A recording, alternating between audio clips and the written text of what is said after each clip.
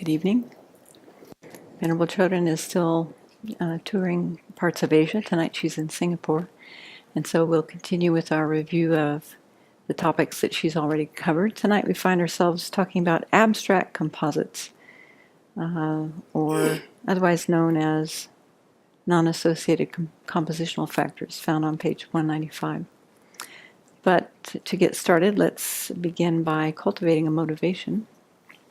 If we think about how we spend our time here at the Abbey, a good portion of our day, our motivations, our activities are focused on developing loving kindness, compassion, gratitude,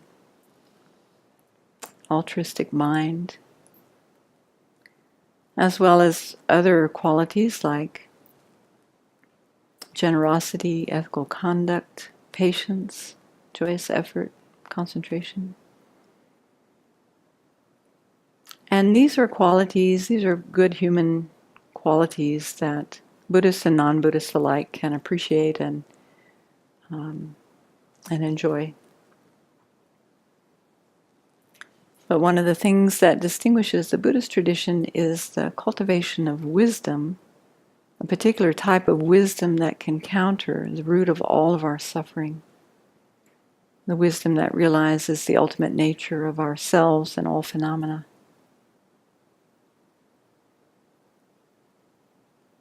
And so to accomplish an enlightened mind, we need to bring together both method and in our mind. And because without utilizing knowledge and wisdom, we can't reach the depths of the Buddhist doctrine. And so we're relying on the study of collected topics and also the study of debate to help us understand how things exist conventionally so that we can then investigate how they appear to our mind and also how to develop valid minds and how to analyze whether minds are valid or not, how to analyze our reasoning and investigation so that we can compare whether how things appear to exist and how they actually exist is in accord, or if it matches. And this is one way that we develop our wisdom. So let's continue tonight investigating abstract composites and other topics so that we can increase our wisdom, so that we can quickly progress towards full awakening so that we can be of benefit to all living beings.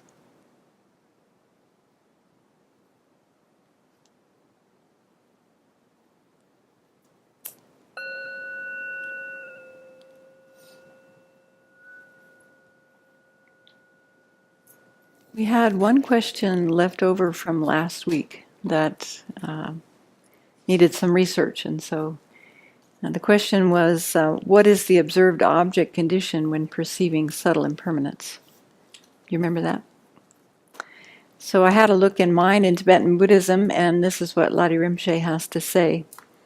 He says, the observed object condition of a sense-direct perceiver apprehending form is positive as the form itself, because the consciousness is produced through the force of forms casting its aspect to that consciousness. And so we were talking about this while we were peeling apples one morning and also various conversations. And we were talking about how this matches up with what modern science says in terms of how an object will absorb the spectrums of a light ray, is that how he said it? The spectrum of light, and it reflects, there are certain aspects that it won't absorb. And so those are then reflected off. And so that's what gives the aspect of the color, that's what hits our retina and then forms a certain shape and color, or in our eye, at least describing a visual consciousness. And so that kind of matches up with how we understand things from a modern science point of view. He also said that form is also posited as the observed object condition for a mental direct perceiver apprehending form. that is produced at the end of a continuum of sense-direct perceivers.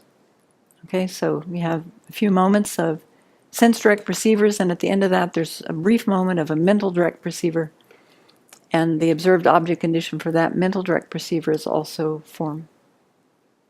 He says, even in the case of a yogic direct perceiver realizing impermanence with regard to an impermanent object which is appearing to it, one cannot say that it has produced independence on the object's casting its aspect to it. It is produced through the force of meditation. One can posit impermanence as its observed object, but not as its observed object condition, because the description of an observed object condition is something which casts its aspect towards the consciousness. Okay? A yogic direct perceiver does not depend on its object in this manner, like an old person relying on a cane to stand up. Instead, so how would one realize subtle impermanence? Since subtle impermanence is a slightly hidden phenomena, one must rely on reasoning to develop a valid cognition or a reliable cognition in respect to that. And so then we would rely on a reason that we are very familiar with. For instance, the subject's sound is impermanent, meaning subtly impermanent, and because it's a product. So product is talking about the gross impermanence that we can observe with our visual consciousness. And we use that coarser type of change, momentary change, to infer then that there's a subtle change that's happening moment to moment. And so a person would think about that reason again and again and again. You know, for us, it's probably, I'm assuming it's a correct assumption. We know that that's true at a certain level, but we haven't internalized it probably to the point that, well, I'll speak for myself. I don't have an inferential cognition of this because I haven't reflected on it nearly enough to really get that incontrovertible understanding of that so that it informs all my actions throughout the day. And this will probably become clearer when we get to the definitions of inferential cognizer and yogic direct perceiver. We haven't covered those yet. But just as a preview, an inference is a determinative knower, determinative meaning conceptual, something that is able to determine, a determinative knower that, depending on its basis, a correct reason or sign, is incontrovertible with, or as Venerable says, non-deceptive with regard to its object of comprehension, a hidden phenomena. So there are different levels of inference that can be developed. I don't know for sure if one necessarily needs to develop calm abiding to develop your first inference. That's a doubt that I have. But especially when we're talking about these hidden phenomena, you know, we need to have such a sharp mind, such a concentrated mind that can stay on the object long enough that we can actually develop these types of reliable cognition. So let's say first one develops an inference of subtle impermanence or selflessness with calm abiding. Really strong mind that helps you stay on that object long enough to perceive it. And then you might develop an inference based on calm abiding combined with special insight, especially in the case of selflessness, or from the consequence point of view, emptiness. And the reason we can know that that's true and that's where a person is heading is because a yogic direct perceiver relies on a union of calm abiding or serenity and insight as its uncommon empowering condition. So we can put all those things together to come to an understanding that this is not an ordinary mind that's realizing subtle impermanence. This is an incredibly sharp mind. And yeah, probably we could say, I think it's fair to say that it would be a mind that's already combined with calm abiding, especially for slightly hidden phenomena. Does that make sense? Does that bring some clarity? That's found in Mind in Tibetan Buddhism, page 66 and 67, if you want to read over that again. Just get that clear in your mind. But again, we'll probably come back to this when we continue with Venerable Chödrön and look at the definitions of inferential cognition and direct perceivers such as a yogic direct perceiver. Another question that was left unresolved from one of our Tuesday morning review sessions that we've been having in the absence of Jeffrey's classes, and that was, how do the two compare, functioning thing and functioning thing itself? Do you remember we left a doubt about that for a couple of reasons? Well, I checked with Venerable Dunyu, and he was kind enough to debate this out with one of his classmates and even make recordings of the debates and sent them to me. He's so kind.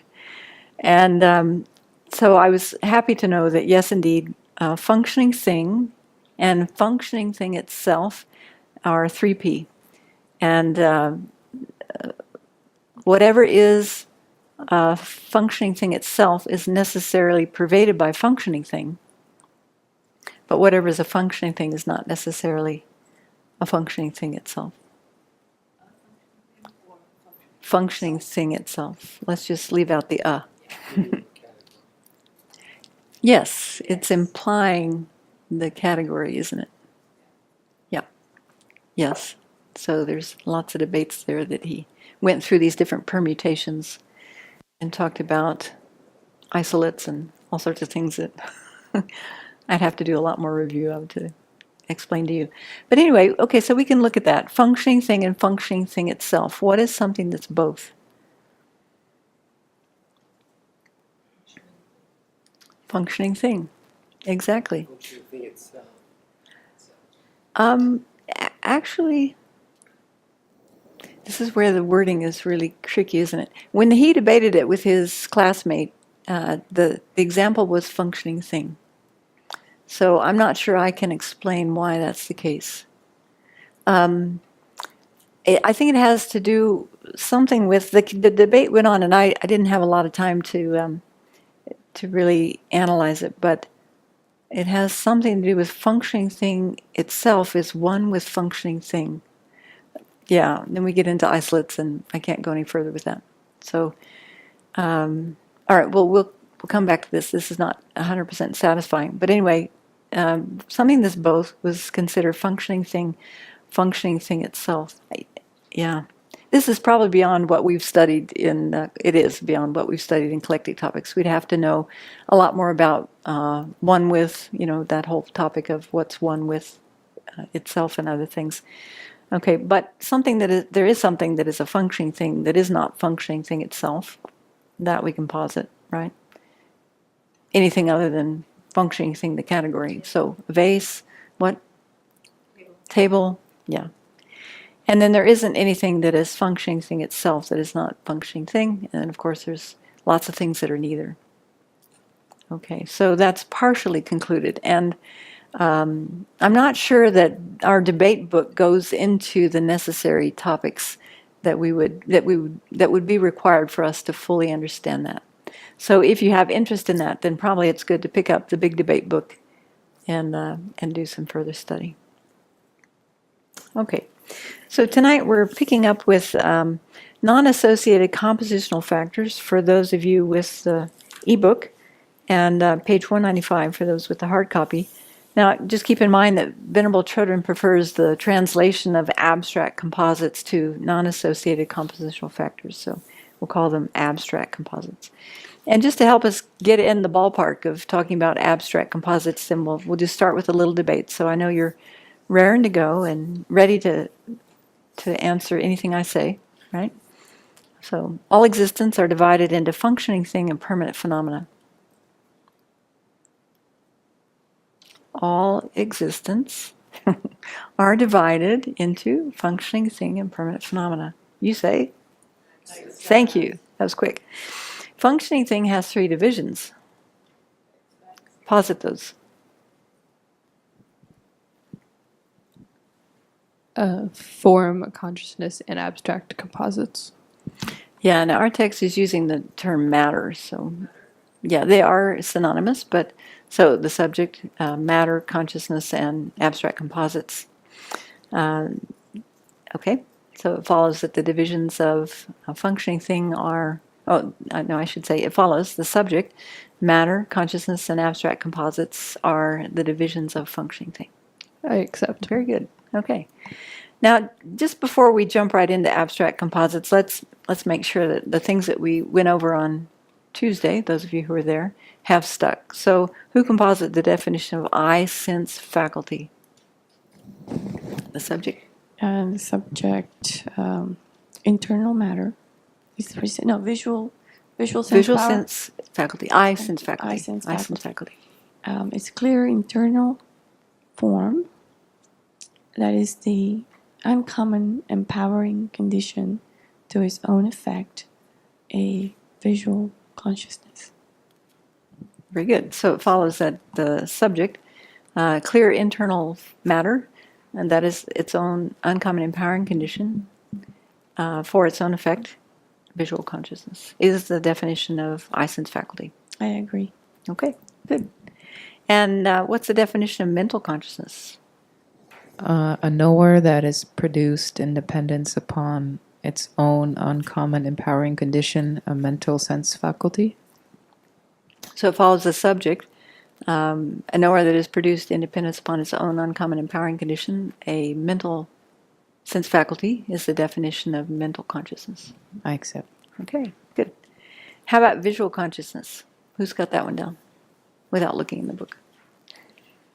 Visual sense consciousness. Visual consciousness. Yeah, okay. Visual consciousness is a knower generated in dependence upon its own uncommon empowering condition, the I sense faculty, and an observed object condition, form, shape, color.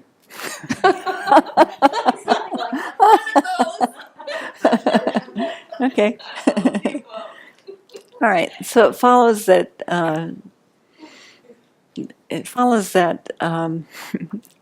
a knower that is produced in dependence upon its own uncommon empowering condition, the I sense faculty, and an observed object condition, a visual form is not the definition of visual consciousness.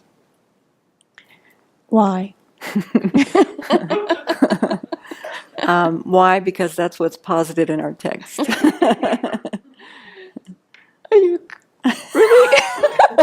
I don't accept.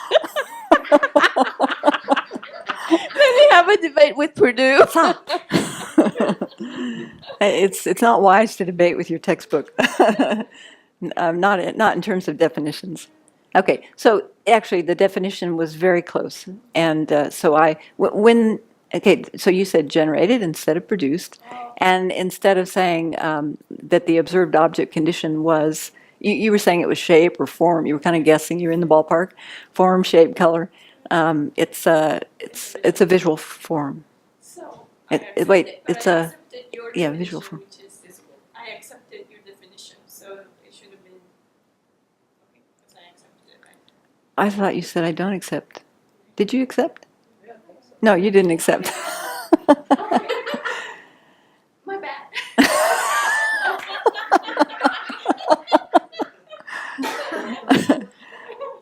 She said, "My bad."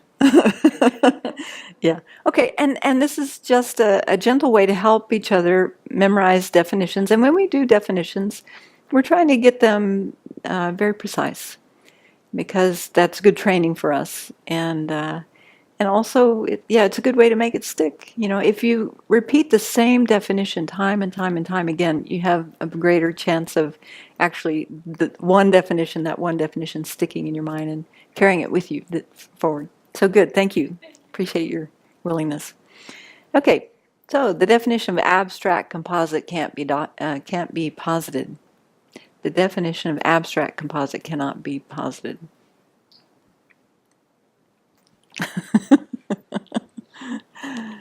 Go ahead. Why? Oh, it follows it can be posited. I accept. Posit that definition. The subject abstract composite is defined as an impermanent phenomenon that is not matter or consciousness. Okay, so actually what you would say is, you'd say the subject, and then you'd give that definition. Okay? The subject. Yeah, when you're answering my question, you say the subject and then you give the definition. Do you want me to do that? Yeah. Okay. The subject, an impermanent phenomenon that is not matter or consciousness. Okay. Then I come back and I say, oh, so it follows the definition of abstract composite is not a functioning thing which is neither form nor consciousness. I accept. That's close. And those two terms are synonymous, aren't they? Impermanent phenomena and functioning thing. But actually, the definition says functioning thing that is neither form nor a consciousness, neither a form nor a consciousness. Even though they're mutually exclusive, it's only correct if you say They're mutually inclusive. inclusive. Yes. Yes. So the definition's What only does the book correct. say? Functioning thing. Okay. So that's the one we'll memorize. Okay. Accept. Okay. Thank you. You're easy. No, no, that's. So again, this is just a way that we can go back and forth. And you know, if there were a situation where you were convinced that you had memorized it correctly, then you could challenge it. But okay. So it follows. Okay. Yeah, we finished that. Now. These are called compositional factors or composites because of being factors that allow for the aggregation of causes and conditions for the production, abiding, and cessation of products. Got that? Okay, these are called compositional factors or composites, like Venerable prefers abstract composites, because of being factors that allow for the aggregation of causes and conditions for the production, abiding, and cessation of products. However, they are not just form or matter and not just consciousness. Abstract, this is something that Venerable added to the translation. So what would abstract bring to that conversation? Conception. A conceptual mind to know them, you mean? They're abstract in the sense that you have to know them through the means of something else. That's what I was thinking. Yeah. Yeah. So abstract composites are known independence upon knowing something else. So I think that's, I don't know for sure, but I think that's probably where Venerable got that term abstract. Okay. So when you divide abstract composites, how many divisions are there? 2. Those 2 can't be posited individually. Why? Thank you. Those 2 can be posited individually. Except Posit those, please. the subject's abstract composites that are persons and abstract composites that are not persons. Great. So it follows the subject. Abstract composites that are persons and abstract composites that are not persons are the divisions of abstract composites. I accept. Okay. So the definition of person can't be posited. Why? It follows it can be posited.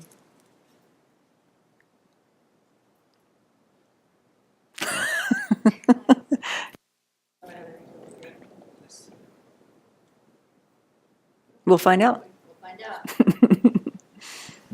The subject, a noun that is imputed independence upon the 4 or 5 aggregates must be a being that is imputed independence upon the 4 or 5 aggregates. So it follows that the definition is not a being which is imputed independence upon any of the 5 aggregates, as posited in our text. Really? Any of them? Yeah. Yeah, that's the definition, but any. Yeah, Venerable made this distinction. I thought it was a very interesting distinction because sometimes you do hear the definition, or the definition is posited as the being imputed independence upon any 4 or 5 of the aggregates. And so the distinction she made was that the basis of designation of a person is any of the, it can be the 4 or 5 aggregates of a person, because anytime you posit a person, you necessarily have a primary consciousness. And if you have a primary consciousness, you necessarily have 4 of the 5 aggregates, right? You're going to have feeling, discrimination, compositional factors, and primary consciousness. But she said you can identify the person on the basis of any of the 5 aggregates. For instance, just seeing the body. Just seeing the body, we identify a person. Or just hearing the voice. I think that fits under compositional factors. Where else would you put it? Just hearing the voice, we can identify a person. Clairvoyance, yeah. Clairvoyance. Yeah, so clairvoyance would see 4 of the. Good point. Yeah. Okay. Yeah. Perhaps you could say that someone who's clairvoyant could individually see the 4 types of consciousness, the 4 aggregates of consciousness. I don't know how you'd follow up with that. It's a good question. Okay. So just a review of the 5 aggregates. I think most of us have a fair amount of familiarity with this, but it is good, if you're new to this subject, then it's good to review these. So the Buddha taught that the Buddha taught these as the categories of impermanent phenomena. All impermanent phenomena can be subsumed within these 5 aggregates, and a person is no different. So form is the external and internal matter of the body. So that's what we've been reviewing in the last couple of review sessions. The 5 external aspects or forms and the 5 internal forms. And then feeling. Feeling is any pleasant, unpleasant, and neutral feeling within our continuum. And actually, it's interesting to note that feeling is the ripening of karma. It's the experience of a ripening of karma. And so if feeling is absent, there will be no experience of these 3. How could there be? Feeling is what allows us to experience these. Discrimination. If discrimination is absent, there will be no apprehension of the uncommon signs of the object, like good or bad, long or short, this or that. So discrimination is important. And compositional factors, or Venerable translates this as miscellaneous factors, is like the catch-all for the other 49 mental factors, other than feeling and discrimination. I've also heard it said that things like karmic seeds can be tucked in there because they're not any of the other aggregates, but they are impermanent and they are part of the person, aren't they? They're part of each of us. So compositional factors, I've also heard described that primarily that's referring to intention. Intention is so important when we talk about motivation and the accumulation of karma. Without intention, the mind will not be directed or moved to an object, its object. And so intention and intended actions are how we describe karma. So that's a very important compositional factor or miscellaneous factor. And attention, another of the omnipresent mental factors that we went over in Foundation of Buddhist Practice. Attention. Without attention, the mind will not be focused on a particular object of observation. And contact, too, which is so important. Without contact, there will be no support for feeling. So contact is the coming together of 3 things that we've been talking about. The object, the sense faculty, and a previous moment of mind to produce a new moment of consciousness. And then consciousness really is talking about primary consciousness. So we could say in general it's talking about all 6 of the primary consciousnesses that a living being has. But we could also say that primarily it's talking about the primary mental consciousness. Why? Because when that subtle fundamental mind leaves the body and is propelled to a new rebirth, it's the subtle primary mental consciousness that's going from life to life. And of course, that subtle primary mental consciousness is not by itself for more than a nanosecond before it starts going through the reverse process of what would you say, dissolution and reconstitution, or I was going to say resolution, but that's not quite right. Yeah, reconstitution of the person. Okay, so when we really think about ourselves being a collection of 5 aggregates, it helps us to think of ourselves in a more fluid way, a less concrete, less solid way. So it's worth reflecting on how we are an accumulation, an aggregation of these different collections. At the bottom of page 196, Dan Perdue says, this description of the person as a being imputed to the aggregates is intended to lead us to contemplate exactly what is the nature of the person and to what extent our intellectual projections are at play in thinking of ourselves and others. So that's another way of saying what I just said. I know for myself, when we did the winter retreat on the 4 establishments of mindfulness, just reflecting on the 32 aspects of the body. Actually, are they called the 32 foul aspects of the body or just the 32 aspects? 32 aspects of the body where you start thinking about head hair, body hair, nails, teeth, skin, and start breaking down or thinking about the individual parts of the body. For myself, and I imagine for you as well, there was a sense of spaciousness that came, like really understanding that this body is just this collection of moving parts that we tend to concretize by saying the body.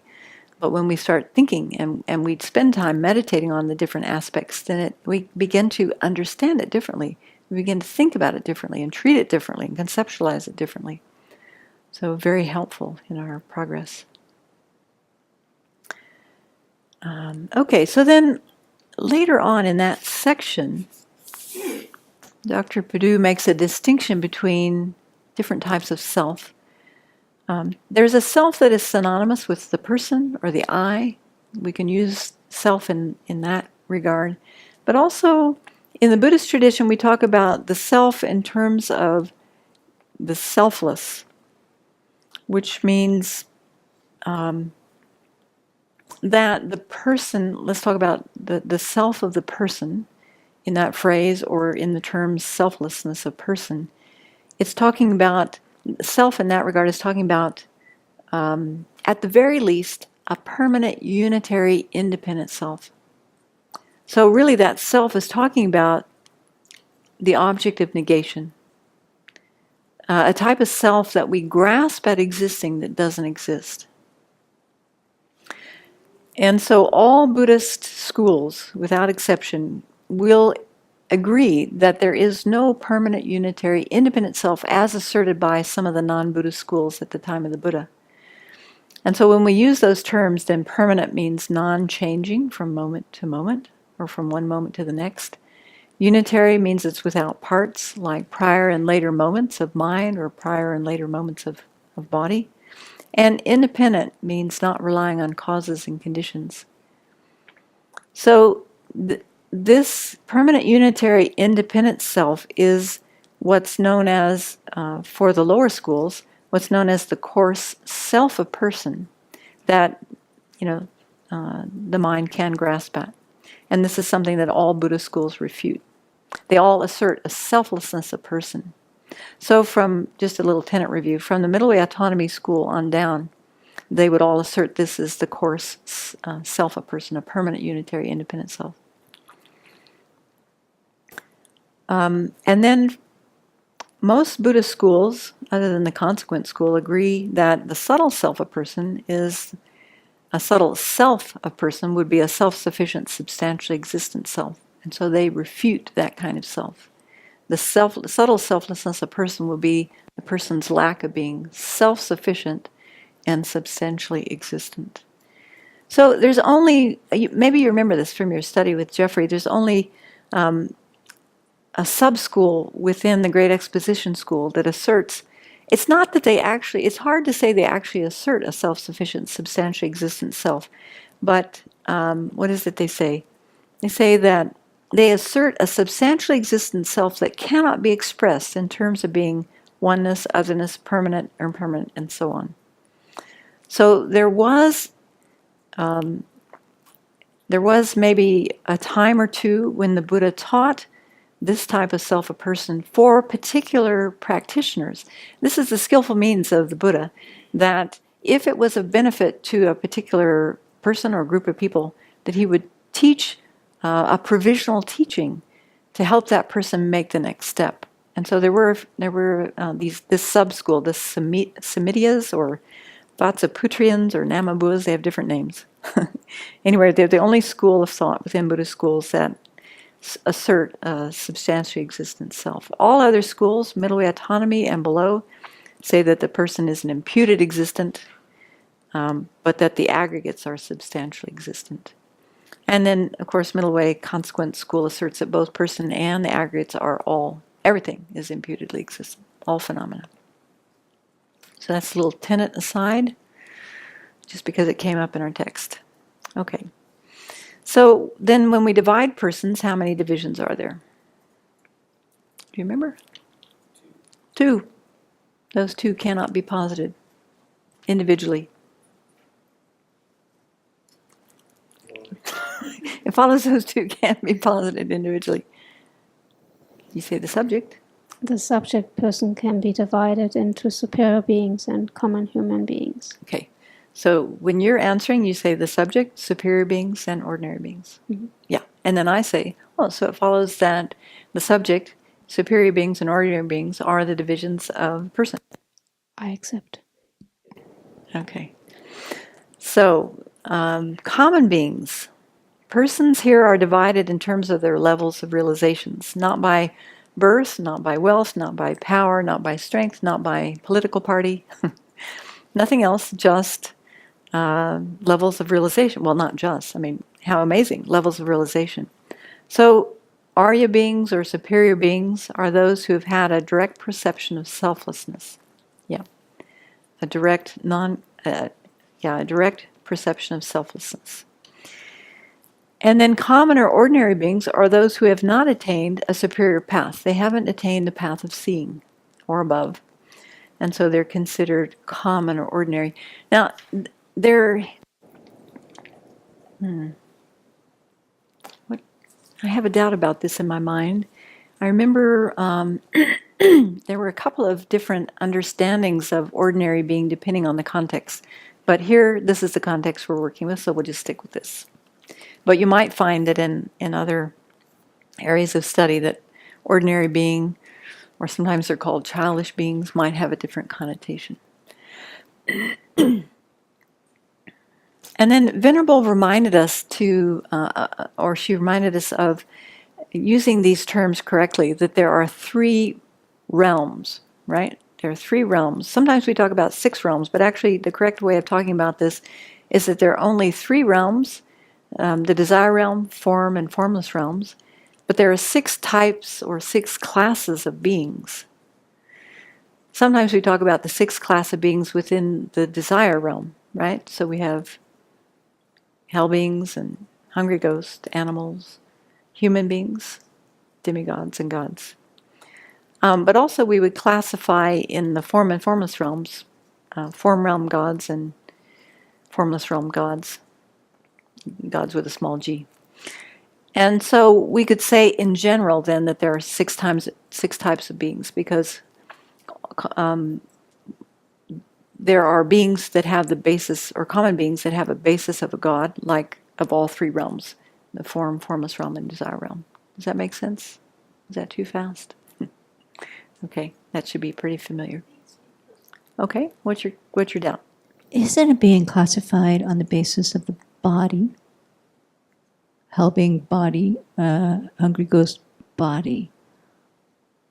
Right? I think.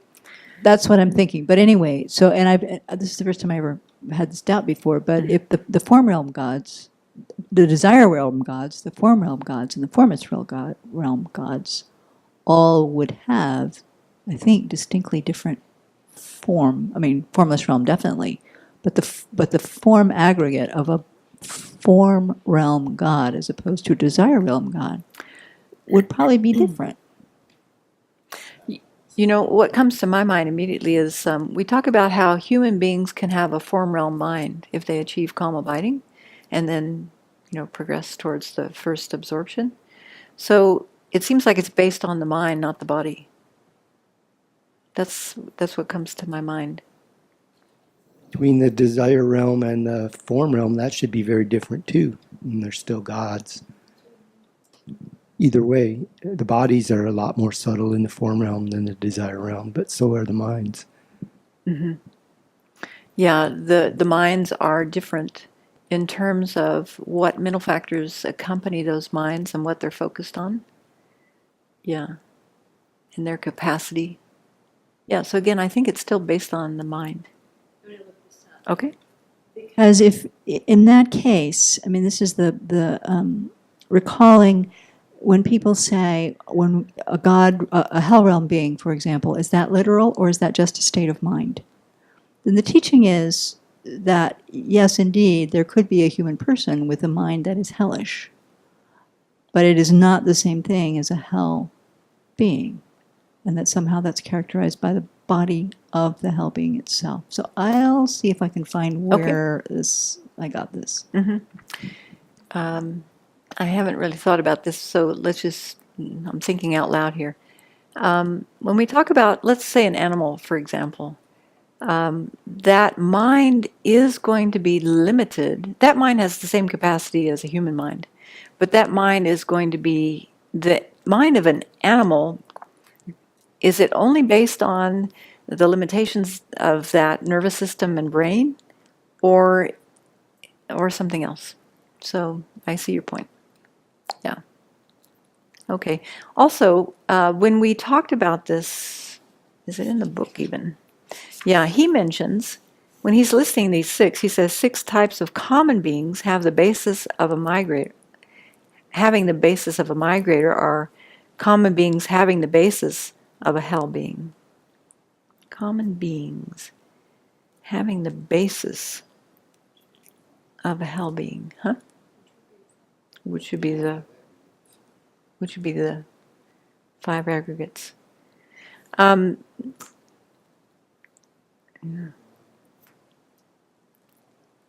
Anyway, the doubt that was coming to my mind is that he talks about common beings having the basis of a god, but actually, you can have superior beings that are also in the form and formless realm, or have form and formless realm minds.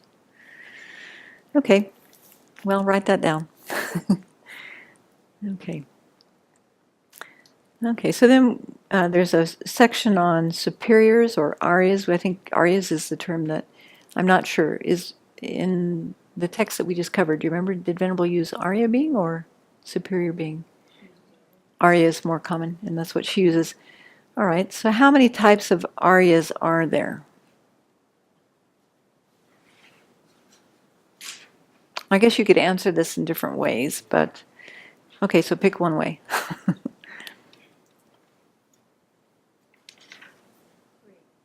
Yes, okay, so posit those 3.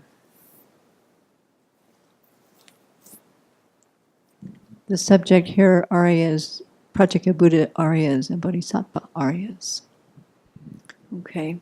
That leaves out Buddhas, doesn't it? Buddha Aryas, Arya Buddhas. It does. Yeah. 4. Yeah, you had another way, Venerable? Yeah, I would also say 3, but I would say Arhat Aryas, Bodhisattva Aryas, and Buddha Aryas. Nice. Okay. We could also say Buddha Arya, Arya Buddhas, and non-Buddha Aryas. Or, no. I actually have not heard this term, but I'm thinking sentient being, an Arya who is a sentient being, who is still a sentient being, and Arya Buddhas. So there are many ways that we could divide this up. Okay. So how do the 2 compare, Arya beings and Buddhas? Arya beings and Buddha. Let's say Buddha, not Buddhas. Buddha. 3P? Buddha. 3P? Okay, let's. Arya being and Buddha. All right, let's have a look. 3P and 4P. Okay, let's start with 3P and just have a look. So if it was 3P, it'd be like this. So which is pervading the other?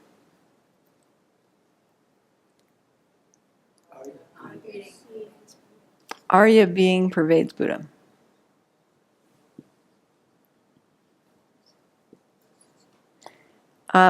Is there an instance of Buddha that is not an Arya being?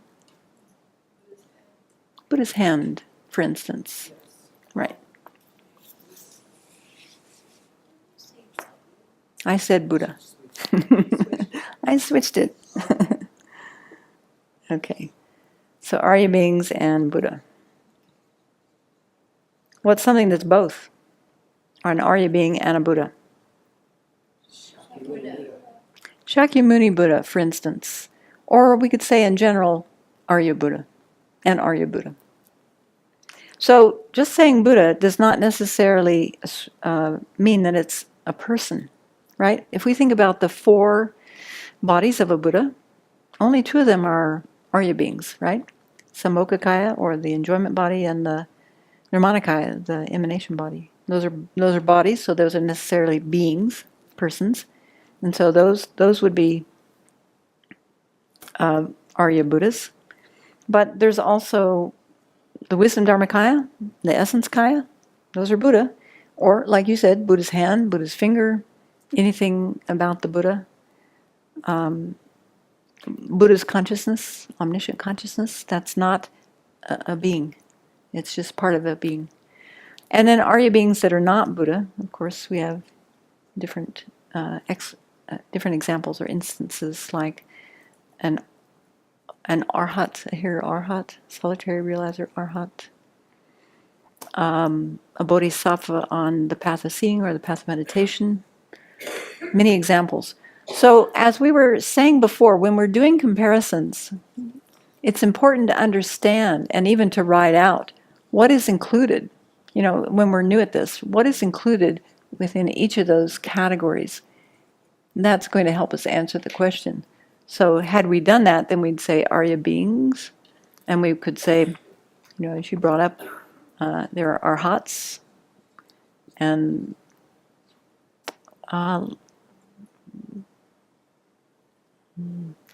let's say foundational vehicle arhats. So foundational vehicle arhats. So here in solitary realizer arhats, and there's bodhisattva. Oh no, you said Aryas, didn't you? Yeah, and then Arya bodhisattvas.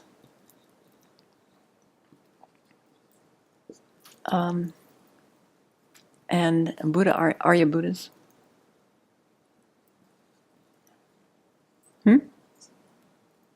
Arya bodhisattvas? No, because there are Buddhas that are not Aryas. So Arya Buddha is saying it's a person.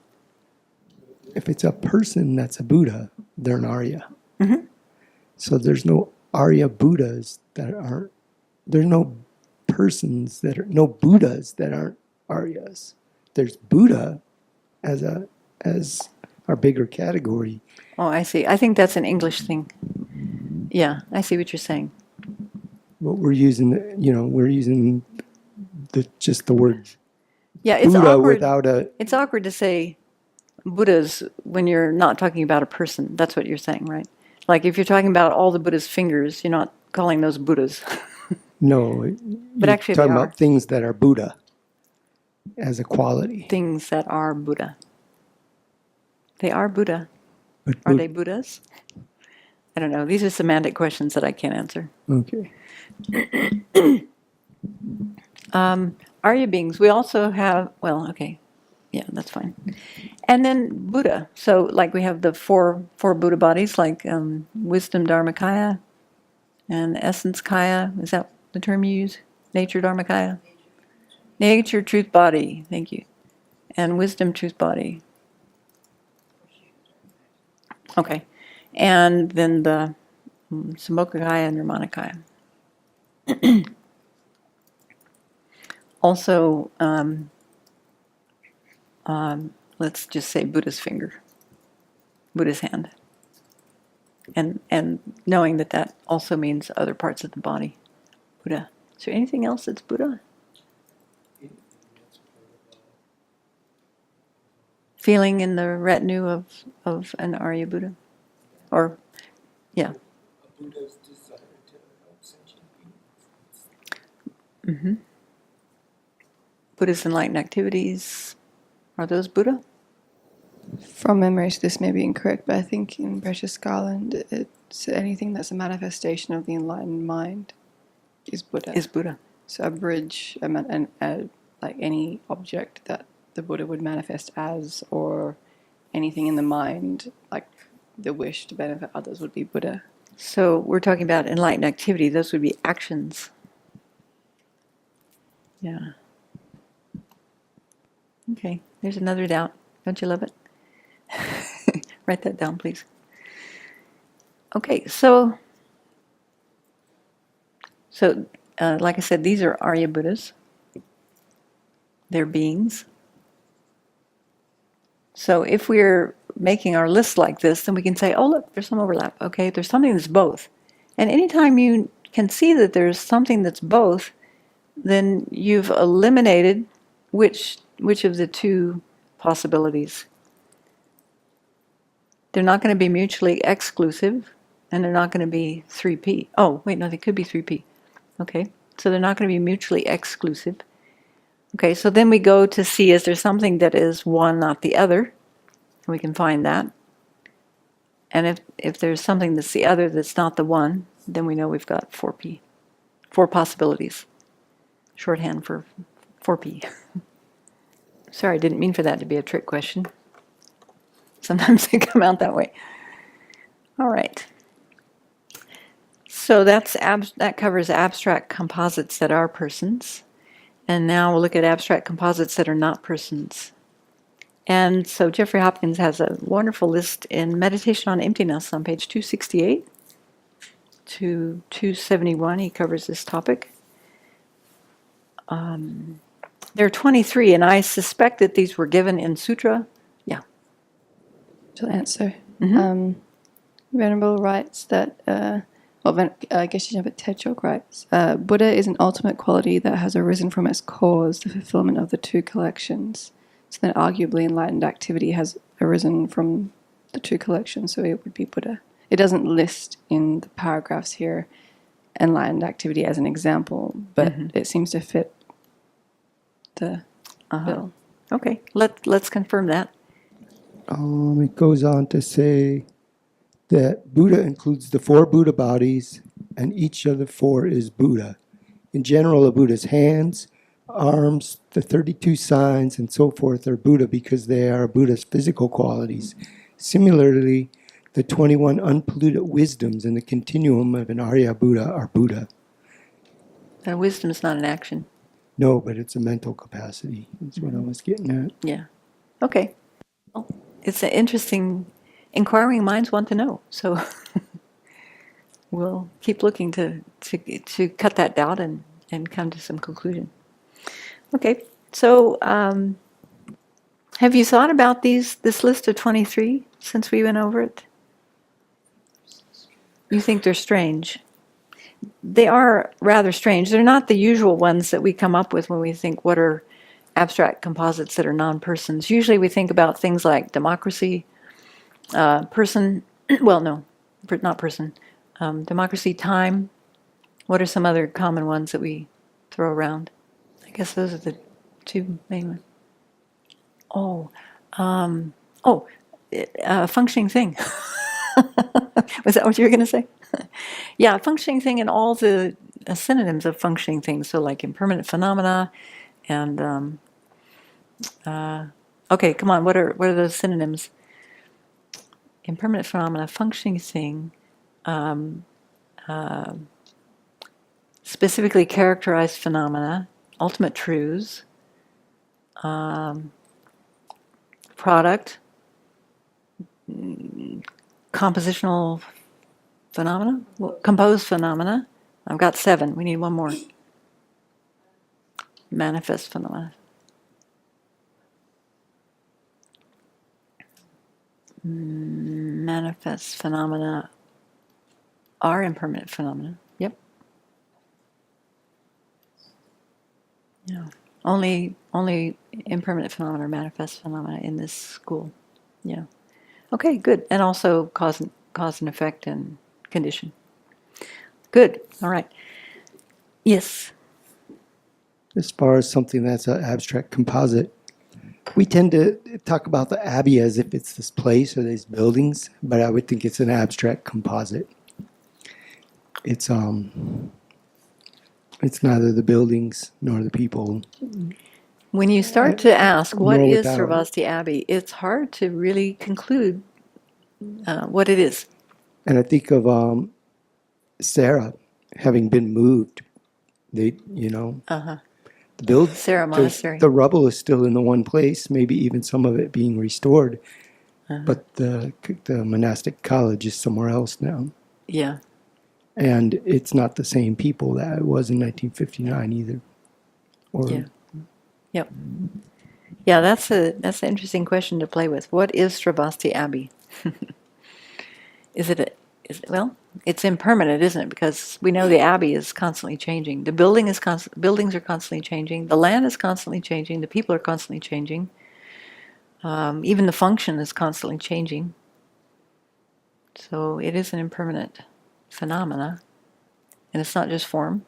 I think it's fair to say it's not just form, and it's not consciousness. So it must be an abstract composite. Karmic seeds, that's another one that we often pull up as an abstract composite, because they too are impermanent. They're changing moment to moment, but they're not consciousness at that moment. They carry the potential for consciousness, but they are not consciousness. Okay, so let's just read through these again quickly, just to refresh ourselves.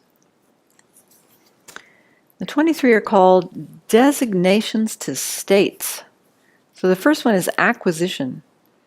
Acquisition is designated to a state of the increase and decrease of virtues and so forth, of which there are two types.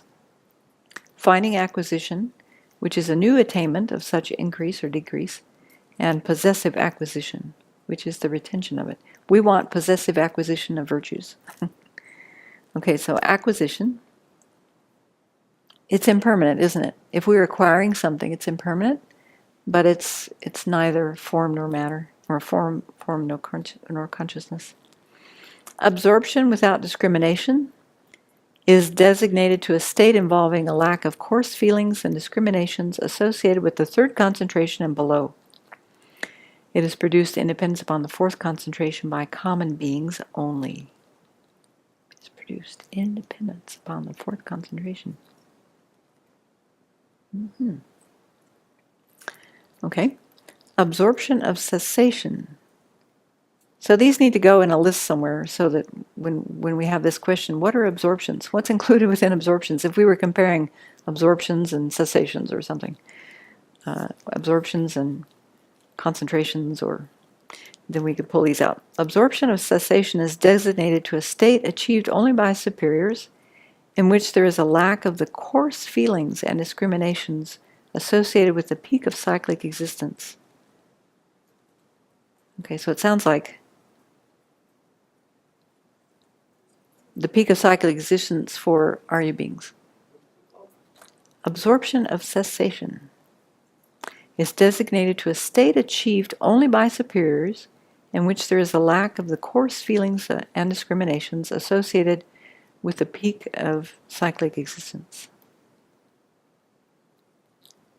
Okay, then the next one having no discrimination, is designated to the state of a person born among the gods in the condition of being without coarse feelings and discrimination. I think that's the peak of existence. One having no discrimination is designated to the state of a person. So the state of a person is what? Like a mental state. The state of a person born among the gods in the condition of being without coarse feelings and discrimination. Oh, here's a good one that we could pull up regularly, and that's life faculty, or life, or lifespan. Sometimes it's called lifespan. Is designated to the state of living. It is the base of consciousness and warmth. So life faculty or lifespan. Similarity of type is designated to a state or condition of likeness.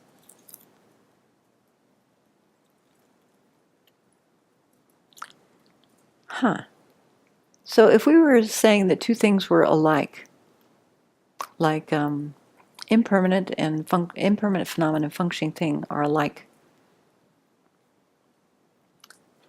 Similarity of type is designated to the state or condition of likeness.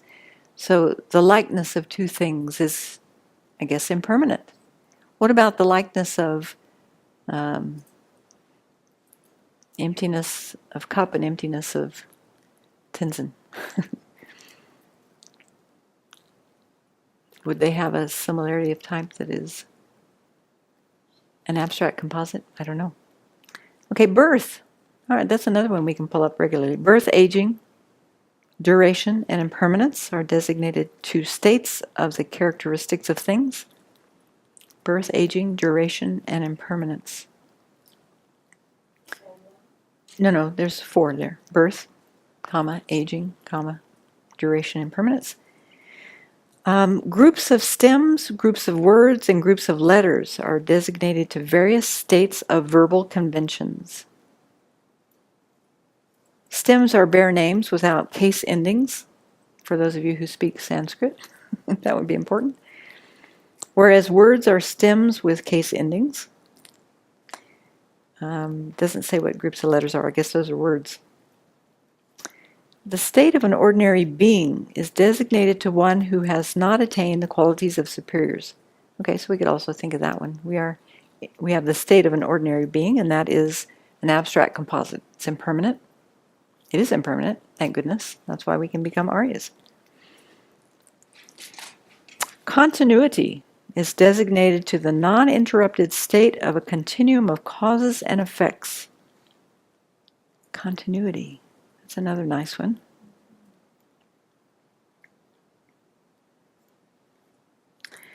Distinction is the next one, and it is of three types. Distinction of the particular, of the general, and distinction of virtues and non-virtues, pleasures and pains. Oh, I see. Okay. Distinction of the particular and the general, that's one. Distinction of virtues and non-virtues and pleasures and pains, that's another. And distinctions of causes and effects. Wonder where these came from. Okay. I don't see it.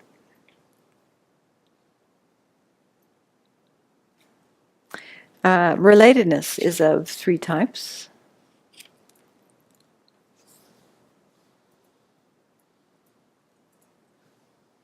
Means, which is a collection of, for instance, an artisan's tools. I guess the means of a trade would be abstract composites. Aggregation, which is a collection of causes, but specifically their reliance on each other within the collection, aggregation. Suitability, which is each thing's having its own function. I think some of these are very technical terms. Rapidity is designated to a condition of the arising of effects immediately after their causes and to the speed caused by persons, magical emanations, and so forth. Rapidity, like rapid, rapidity. R-A-P-I-D-I-T-Y, rapidity. Order is one that would be more commonly used, I think. Order is designated to a serial state of former and later, high and low, and so forth. So the order of things, because it's changing. Area, time, we know of. Area is designated to a composite of a place and the persons therein. So Sravasti Abbey it's like an area, isn't it? Or maybe we'd have to say the area of Sravasti Abbey. Not sure. Number is designated to a condition of measure. That's interesting. I think of numbers as being more concrete, don't you? More concrete. Evidently they're not. Yes, numbers are in order. And they are designated to a condition of measure. That's all. They're not. Yeah, it's just a unit of measure. Collection is designated to the state of a complete collection of causes, and specifically to that completeness. Collection. So there are a number of terms in there that we could keep in mind for abstract composites. So then, next in the text, Purdue reminds us that vipassana is a way of sorting out our confusion. Cat fight. Yeah, you're safe. Don't worry. Okay, so Purdue reminds us that vipassana is a way of sorting out confusion, and he asks us to pay attention to the scheme of categorizing phenomena. He suggests just noticing things as they come to mind or as we encounter them with our senses. Then he quotes Mahasi Sawadai, who said, "Thus, when seeing a visible object with the eye, the meditator knows how to distinguish each single factor involved. The eye is one, probably the eye sense faculty, I'm imagining. Or maybe if you counted the eyeball, then there's two. Okay, so the eye, the visual object, that's another. The action of seeing is another. And then knowing it is another. So with knowing, I was wondering is that talking about the appearing object and the engaged object? I don't know what he's referring to there, but knowing. So Purdue asks us to pay attention, to notice things as they come along during the day. And so this is one way that we can find the practicality of this material and actually put this material to use. So for instance, Purdue asks us to pay attention to notice things like, now I'm smelling a pleasant odor. This is a sound caused by elements conjoined with consciousness called Maitri. This is a secondary color when you're looking up at the sky or smoke or mist, any of those. Or this is a tangible object of smoothness which has arisen from the elements. Or when we're eating, this is the taste of salty, or this is the taste of pungent, or whatever the case may be. So he reminds us that the purpose of this kind of reflection is to train our minds. It would be so... this is the purpose of this kind of reflection is to train our minds. And so this is why I made a chart of all the forms that we've studied in the past. And some of them have some similarities in the way to describe. Some are very unique. Some are, if they're conjoined with consciousness or not. Like there are those 8 factors with sound. Those are articulate sound and conjoined with consciousness, not conjoined with consciousness, etc. Unless we really use those, we're not going to hang on to them, right? I haven't hung on to them. So I printed out that little outline summary. How do you say his name? Mahasi Sawadai says, "For at that time, in each act of noticing, the meditator comes to know analytically the mental process of noticing and those of thinking and reflecting, knowing them for himself or herself through direct knowledge by his or her experience." So to do this exercise thoroughly, then we need to review I suspect we need to review the divisions of external forms, right? So that's why I made that little... did you bring it with you? On your device or print it out? Oh, sorry, I didn't. You can borrow my computer. No? Okay. I'll send it to you right now. But I thought we would spend, like the last 10, 15 minutes. I think it'd be good to pair up with someone and just think about all the things that you've experienced today in terms of visible forms and sounds, smells, tastes, tactile objects, and try to associate them with the different forms that we have been studying. Does that sound reasonable? Is that something? Do you understand what I'm asking you to do? Okay, let me say it again. Thank you. That's honest. What Sawadai says is that at the time, in each act of noticing, I'm seeing this, I'm hearing this, I have this tactile experience, I have this taste, whatever it may be.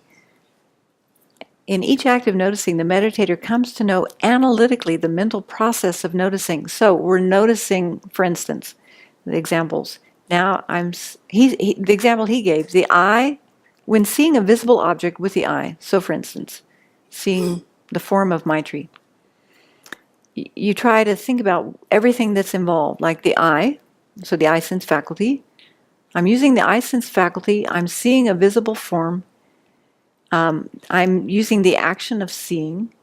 I'm using a mental or a visual consciousness to see this. And I'm knowing it through the appearing object and the engaged object. Just think of all the different factors that we've been discussing in our class.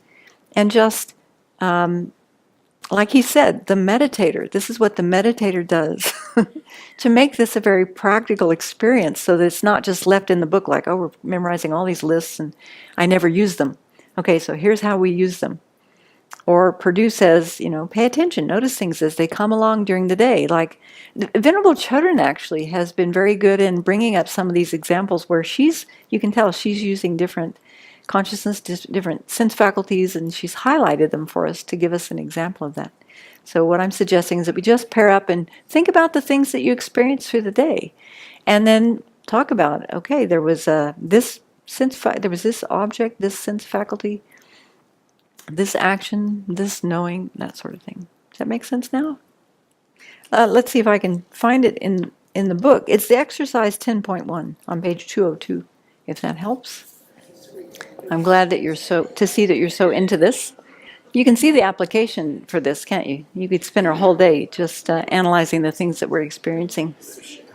So if I blow into the conch shell and I'm making the noise, so it's being caused by both by elements conjoined with consciousness, my breath, and elements not conjoined with consciousness, the shell. So it doesn't have anything where you can have both. Yeah, I think that's elements conjoined with consciousness. If the wind was moving through the shell, then you'd have a sound not conjoined with consciousness. And if I did that without the shell, it would be a different sound. It would, and it would still be conjoined with consciousness. Right? Yeah, if you make a sound. But I'm saying it seems like it's caused by both things. I guess I don't think that's how this is being used. So sound not conjoined with consciousness is usually like the sound of wind in the leaves, wind blowing through the leaves, the sound of the leaves make when the wind blows through it, or the sound of waves on the shore. There's no consciousness conjoined with that in particular. Doesn't he say that with a drum though? Yeah, I'd have to go back and have a look at the specifics. There were some Sound of a tricky gong or a things. drum, sound of rain on the roof, sound of gentle ocean waves. Number 7. Number 7. And those are not conjoined with consciousness. Sound of a gong or a drum. Yeah, we had some debate about this, didn't we? Okay, thank you. Right, there's one where your hand is hitting the drum and one where the stick's hitting the drum. Yes. And so the hand hitting the drum is conjoined with consciousness, like a tabla. Is that how you say it? Yeah. And then The one with the striker. So the one with the striker isn't actually you're not the person. The elements conjoined with consciousness. Your hand isn't actually touching the gong in any way. It's the striker, even though you're holding the striker, so it's not conjoined with consciousness. Whereas with the conch, you physically are touching the conch to make the sound, so it is conjoined with consciousness. that was conjoined with consciousness. But with a tabla, you're actually making a sound. It's amplifying the sound of your hand going shh, shh. It's not just a thump like a regular drum. Still your hand. I know, but Okay, a what about conga is bongos? different. What about bongos? Congas they do that sometimes. But they also just hit flat too. Yeah, but they're different. There's a sound. Okay, so these are the things that can occupy our days, right? So keep debating, keep talking about this, because this is actually how we practice and make these more familiar in our mind and actually learn these divisions, because otherwise they're in a book and we won't, especially those ones about sound. So keep working with the ones with sound. That's very good. Okay, so we've used our time. Let's dedicate.